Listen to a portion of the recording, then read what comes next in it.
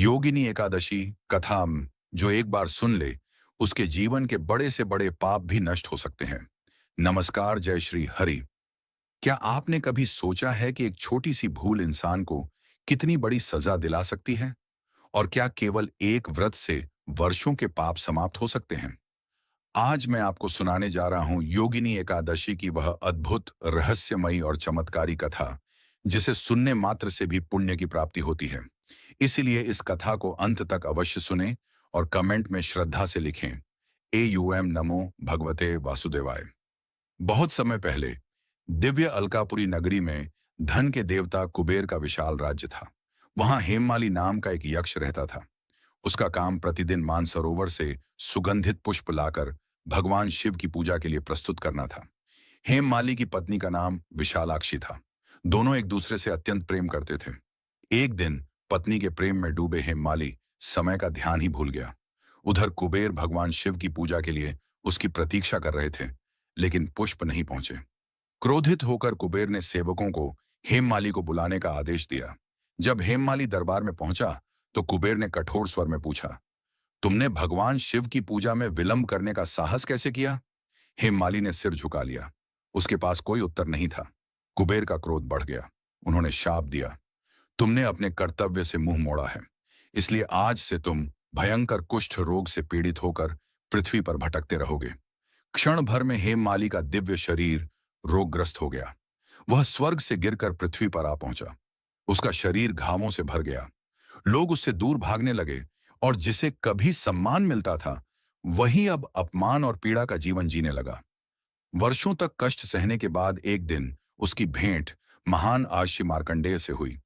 आर्षि ने उसकी दयनीय अवस्था देखकर पूछा, वत्स, तुम्हारी यह दशा कैसे हुई?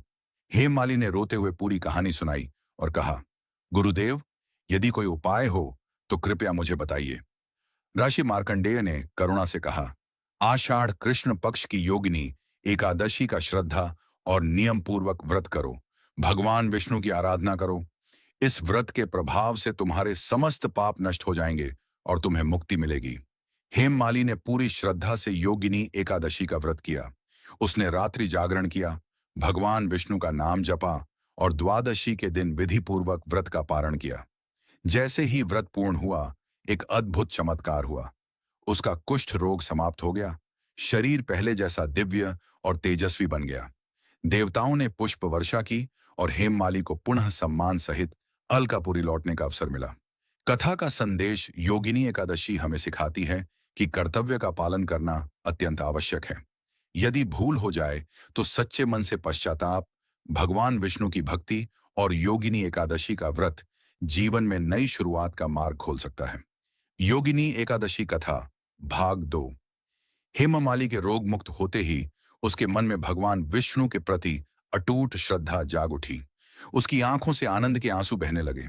उसने दोनों हाथ जोड़कर कहा, हे प्रभु, आज मुझे समझ में आया कि आपका नाम, आपका व्रत और आपकी कृपा किसी भी व्यक्ति का जीवन बदल सकती है। महर्षि मार्कंडेय मुस्कुराए और बोले, वत्स, योगिनी एकादशी केवल एक व्रत नहीं है, बल्कि आत्मशुद्धि का महान अवसर है। जो मनुष्य सच्चे हृदय से इस व्रत का पालन करता है, वह अपने जीवन में सदाचार, संयम और भक्ति का प्रकाश प्राप्त करता है। हेममाली ने विनम्रता से ऋषि के चरणों में प्रणाम किया और उनसे आशीर्वाद लेकर अलकापुरी की ओर प्रस्थान किया।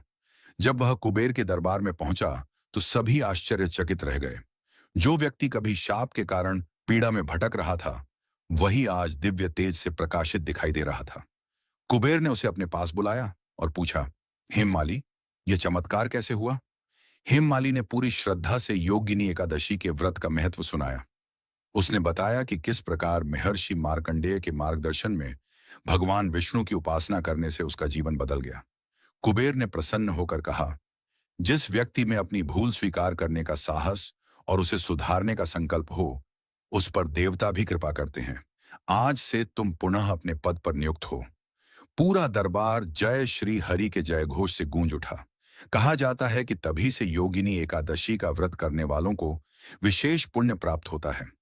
यह व्रत मनुष्य के पापों का क्षय करने, मन को निर्मल बनाने और भगवान विष्णु की कृपा प्राप्त करने का श्रेष्ठ साधन माना गया है। योगिनी एकादशी से मिलने वाली सीख, अपने कर्तव्य का हमेशा ईमानदारी से पालन करें। भूल होने पर अहंकार नहीं, बल्कि पश्चाताप और सुधार का मार्ग अपनाएं। भगवान विष्णु की भक्ति और सच्चे मन से किया गया व्रत जीवन में सकारात्मक परिवर्तन ला सकता है। धर्म का सार केवल पूजा नहीं, बल्कि सत्य, सेवा और अनुशासन भी है। अंत में भगवान विष्णु से यही प्रार्थना करें, हे नारायण, जैसे आपने हेममाली पर अपनी कृपा बरसाई, वैसे ही हम सभी के जीवन से दुख, रोग और पापों का नाश करें। हमें सदैव धर्म, सत्य और भक्ति के मार्ग पर चलने की शक्ति प्रदान करें। यदि आपको यह कथा पसंद आई हो, तो वीडियो को लाइक करें, अपने परिवार और मित्रों के साथ साझा करें और ऐसे ही धार्मिक कथाओं के लिए हमारे चैनल को सब्सक्राइब करना न भूलें।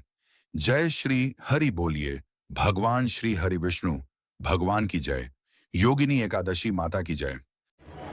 तो मेरी माता और बहनों, ये वीडियो आपको पसंद आई हो तो वीडियो को लाइक एंड सब्सक्राइब जरूर करना। हरे विष्णु।